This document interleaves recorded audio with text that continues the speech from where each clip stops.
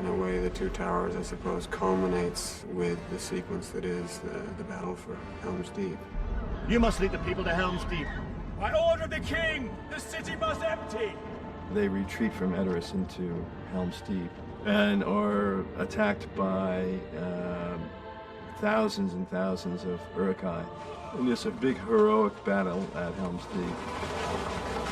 It was quite a cold and unforgiving location, quite horrible to be in when it's raining, and really you can sort of see why the Rohan chose Helm's Deep as the last stand, because, you know, it's easy to defend. There's only one way the enemy can come at you, and you're backed in against the mountain, and consequently that's the great stage for a very fierce, prolonged battle.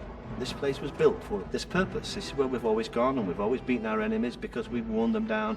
No one's ever breached the Deeping Wall. No one's ever come through the Hornburg. Praise the king!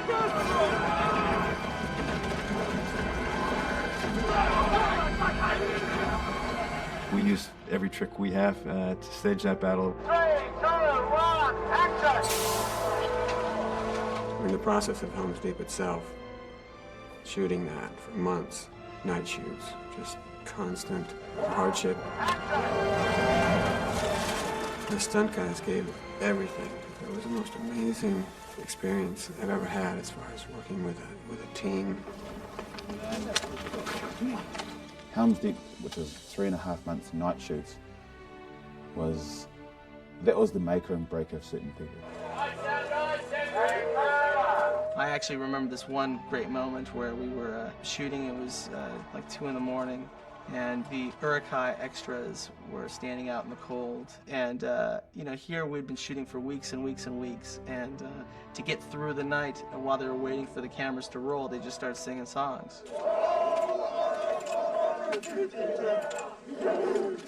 We'd have maybe 80 guys and a few, you know, quite a few women there as well, just singing along, trying to be as quiet as we could for shooting and stuff. And there's just this sort of feeling that without everyone together, it sort of couldn't be done. There's a lot of love. You want to do it just the other side. I was trying to figure out, at some point about 2/3 of the way through the whole shoot of The Lord of the Rings, the trilogy, how many times I had killed certain stunt players in their different incarnations, including all takes and so forth. And I know that I killed each stunt person at least 50 times. You know, I went past that at a certain point and I just stopped counting because it was ridiculous. Just swinging and mowing all these elves' heads off and cutting them in half, sort of thing. Uruk-hai are just looking at you and just kill, kill. I mean, they only know one thing, and that's hatred. A hatred so pure that it relieves them of any other considerations. They're slaves to Sauron's will in that sense. They're perfect. They're perfect fighters.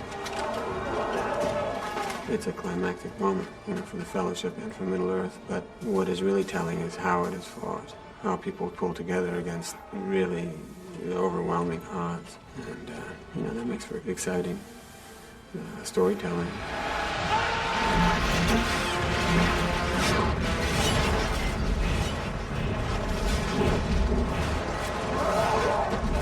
I mean, I hated it, I enjoyed it, I will always remember it, and, you know, I'm honored to have been part of that group that shot that sort of movie unto itself.